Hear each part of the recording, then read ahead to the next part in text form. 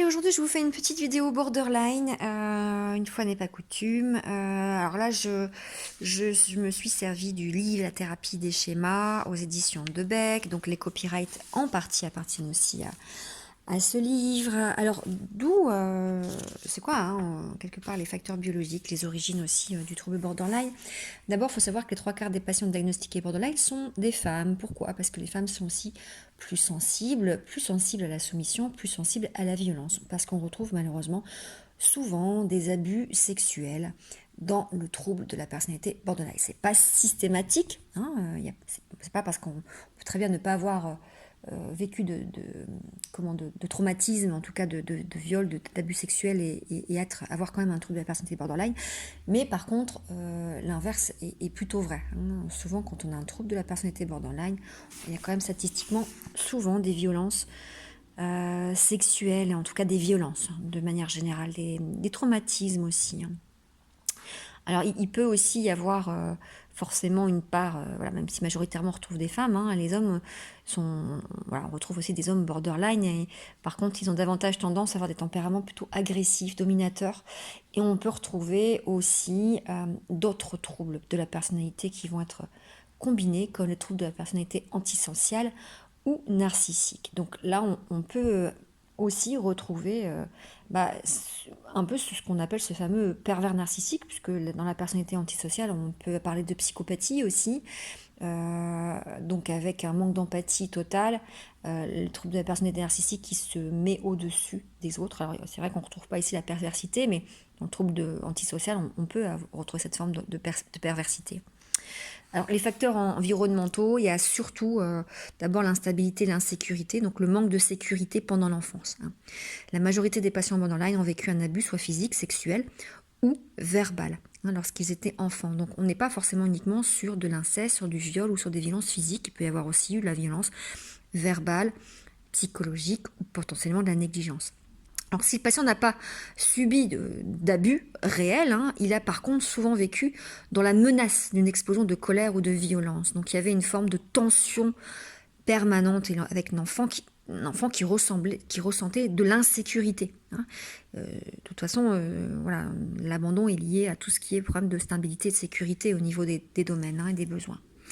Ou alors il a pu lui observer que dans la famille, maman était peut-être victime d'abus.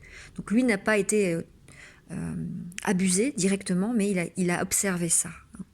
De plus, ces patients ont fréquemment vécu l'abandon. Donc ce qui est assez typique dans le trouble de la personnalité borderline, c'est l'abandon. Et moi en cabinet, dès que j'entends abandon, je vais, alors s'il n'y a pas de crise de colère, s'il n'y a pas de dichotomie, s'il n'y a pas de comportement à risque, de scarification, tentative de suicide, on est sur un trouble abandonnique, potentiellement un trouble de l'attachement, il y a de la dépendance affective, mais dès qu'il commence à y avoir des tentatives de suicide, une dépression qui est souvent récurrente, qui revient, des hauts et des bas dans l'humeur, des crises de colère, la dichotomie avec des relations instables, là, je vais vérifier pour voir s'il n'y a pas un trouble de la personnalité borderline. Et puis, dans ce cas-là, je le fais confirmer auprès d'un psychiatre. Parce que moi, je ne suis pas habilitée à faire des diagnostics.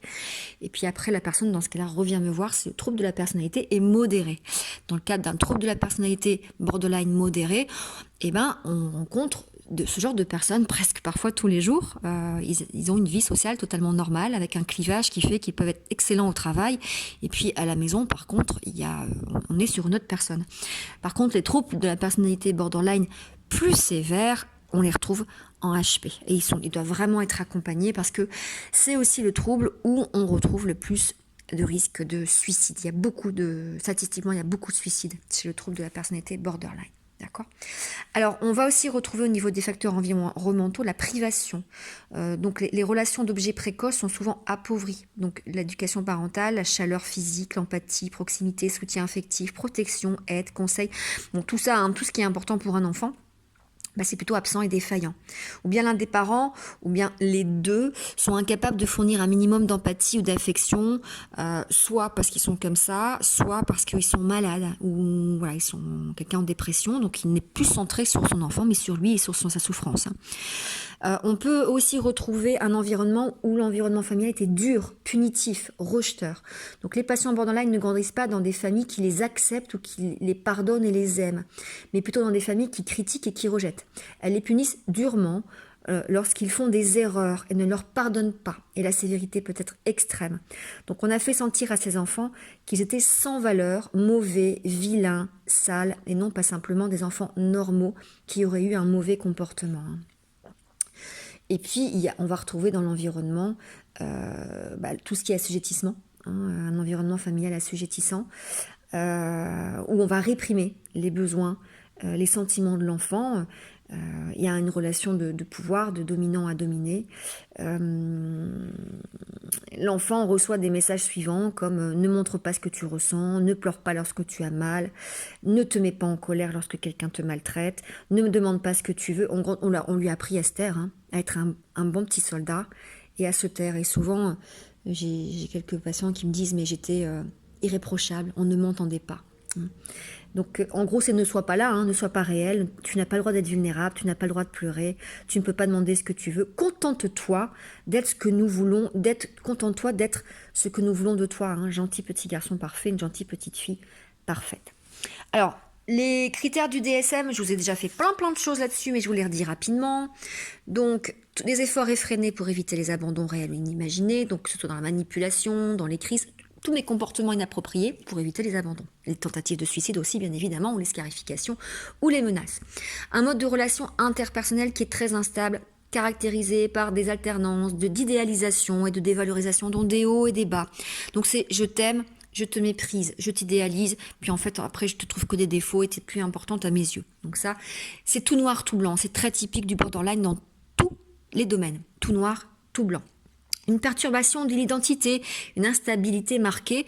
On ne sait pas qui on est vraiment. On est une forme de caméléon qui s'adapte à son environnement.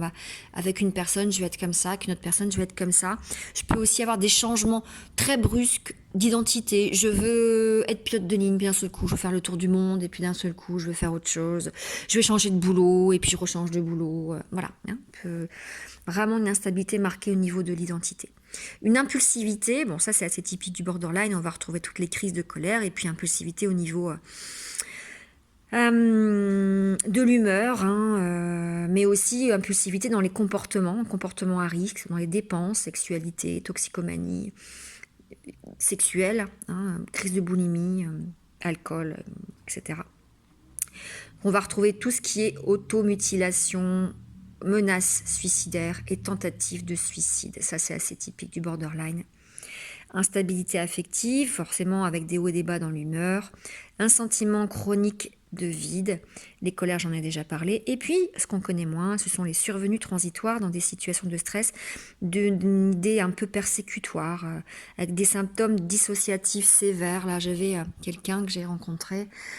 Voilà, alors je vais peut-être pas expliquer le cas parce que du coup, ça serait trop simple pour la reconnaître, mais qui voyait des choses. Il y avait un peu, on pourrait tout à fait confondre ça avec une forme de psychose, mais l'état limite est, comme son nom l'indique, limite. On est entre la normalité, la névrose, pardon, et la psychose. Donc, il peut y avoir ces formes de dissociation, parfois peut-être d'hallucination, à confirmer en tout cas. On peut basculer, quand on a un trouble de la personnalité borderline, on peut basculer ou pas de l'autre côté, du côté psychose, où là on n'est plus dans la normalité. Voilà pour le trouble de la personnalité borderline. J'espère que ceci vous a été utile. Je continuerai à faire des vidéos parce qu'effectivement il y a beaucoup de confusion, je trouve, et c'est encore un trouble de la personnalité assez méconnu entre la dépendance affective, le trouble de l'abandon, les pervers narcissiques. Voilà, il y a plein de choses qui se confondent, et des fois c'est juste un pauvre trouble de la personnalité borderline qui se retrouve pointé du doigt et qui souffre énormément. À très bientôt, au revoir.